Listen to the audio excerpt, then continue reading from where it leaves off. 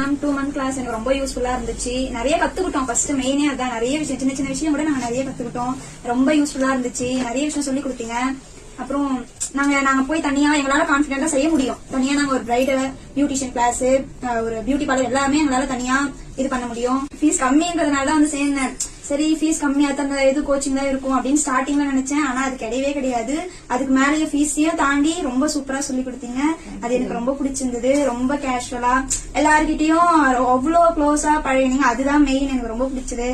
நிறைய beauty parlour எல்லாம் காட்டவே மாட்டாங்க, கிரீம் எதுவுமே காட்ட மாட்டாங்க. ஆனா நீங்க எல்லாத்தையுமே எடுத்துட்டு வந்து வச்சுட்டு நாங்களே தான் யூஸ் பண்ணோம்.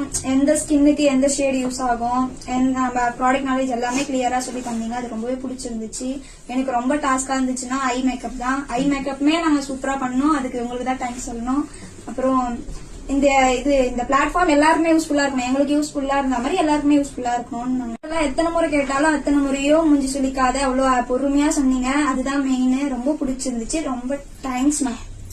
இதே மாதிரி எப்பவுமே நம்ம கிட்ட டச்ல இருங்க. சோ ஆஃப்டர் நீங்க போயிட்டு ஒரு ஷாப், என்ன நீங்க ஒரு பார்லர் ஒர்க் பண்ணாலும் சரி, இல்லாட்டி நீங்க ஷாப் ஓபன் பண்ணாலும் சரி, கண்டிப்பா என்னோட சப்போர்ட் என் சைட்ல இருந்து நீங்க என்ன எதிர்பார்க்கறீங்களோ கண்டிப்பா இருக்கும். All the best. கான்ஃபிடன்ஸ் இப்ப எவ்வளவு கான்பிடென்டா பேசுறீங்களோ அதே மாதிரி உங்க ஒர்க்லயுமே கான்பிடென்டா நீங்க பண்ணுங்க. கண்டிப்பா சக்சஸ் ஆகும். தேங்க்யூ. தேங்க்யூ.